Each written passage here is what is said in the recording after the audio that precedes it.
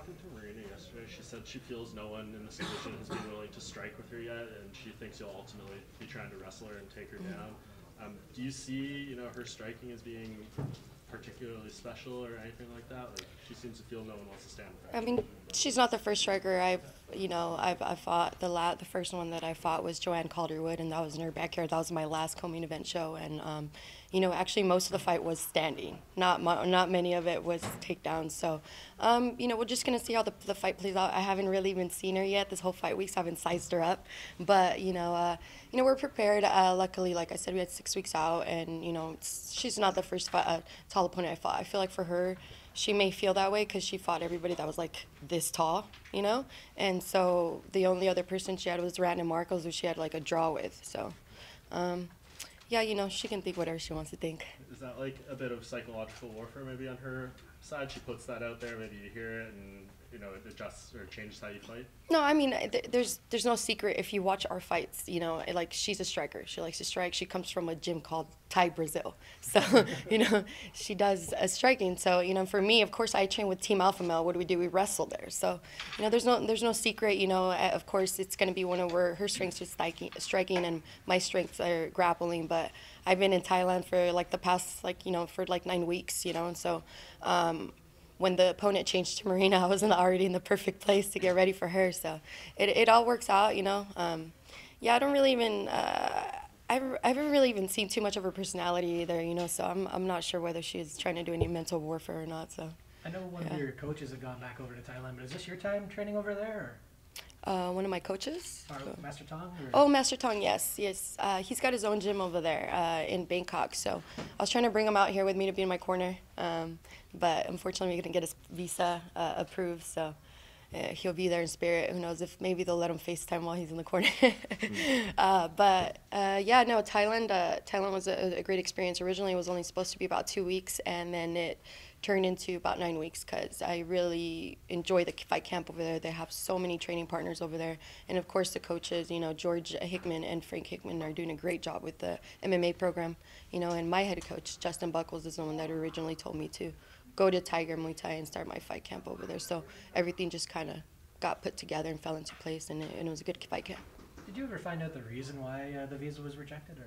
I'm not sure. I know he had an appointment like right after I left. He was supposed to make. I think it's just he had overstayed. He had already overstayed his first visa when he was in America. So I'm not sure exactly the details as to why they said they denied him. So, but it's all good. We're still gonna keep trying. You had some strong words about Paige Van Zandt leading up to this fight. She obviously has a big, passionate fan base and everything. Did you get a lot of pushback for those comments? I definitely did. But at this point, I'm pretty much just done giving her attention because it's just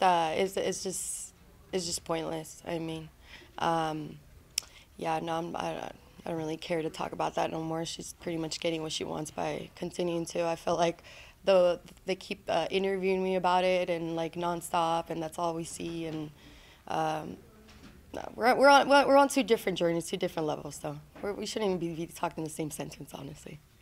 When you say pushback, just last thing on this. When you say pushback, what kind of pushback did you get? Pushback from? From bringing up her name. It was the same. Just a little bit, here and there. It's different when people have their opinion when they don't really know.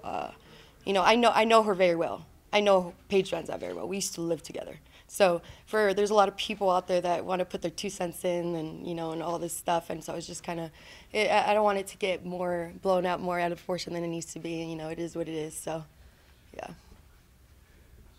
Have you given consideration for one of the matchups that was? I realize you have a fight this weekend that you're focused on, but there was a little bit of talk about let's get Suarez and Cynthia together. Yeah. And now she's sort of just on ice now. I realize you're not really concerned about it in that sense, but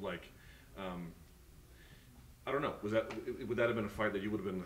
Oh, absolutely. I think you had said the Paige you weren't interested in. You were looking for the very best. Yeah, 100%. 100%. The only reason why I brought Paige is because she had tagged me, doing a call out, and I had just responded, and so that was the only reason. But my interest is fighting the best in the world, in the top 10. And I think Tatiana is one of the toughest ones. She's undefeated.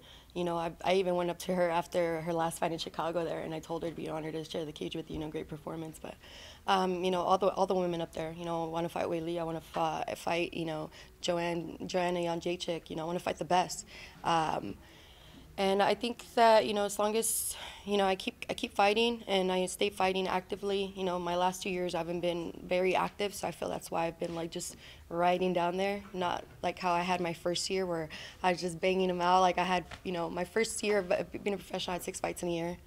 My second year was 1 fight. This year it's 2 fights. So it's been very, very slow, but so it's, you know, it's my time's coming again to catch that wave and, you know, hopefully, you know, get a title shot next year. Any rhyme or reason for why you were like, well, wasn't the 6 in 1 year partly from regional fights too?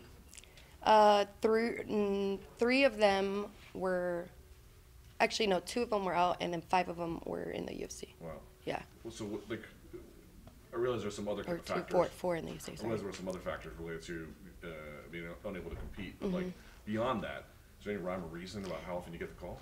No, honestly, it was I fractured my foot. I was supposed to fight in Sacramento, and it was just these injuries that were lingering. I had a tear in my shoulder after the Courtney Casey fight in February, so I had to wait a little bit. And we're like, okay, Sacramento's coming to my hometown. Let's do Sacramento on my birthday, and then boom, 6 weeks out, I fractured my foot sparring, so I had to sit out. And so that's why it's been just kind of lingering, you know. So it's just one of those things, you know, in your career, in your path that, you know, you have times like that where you're going to question, you know, it's going to get slowed down and, you know, it's, even if you don't want it. But I feel like I did a lot growing and it's going to, you know, I'm mentally and physically just the strongest I've ever been. And I'm just ready. I'm ready to get in there and have people start talking about me again. Anything else? All right, thank you. Thanks, guys.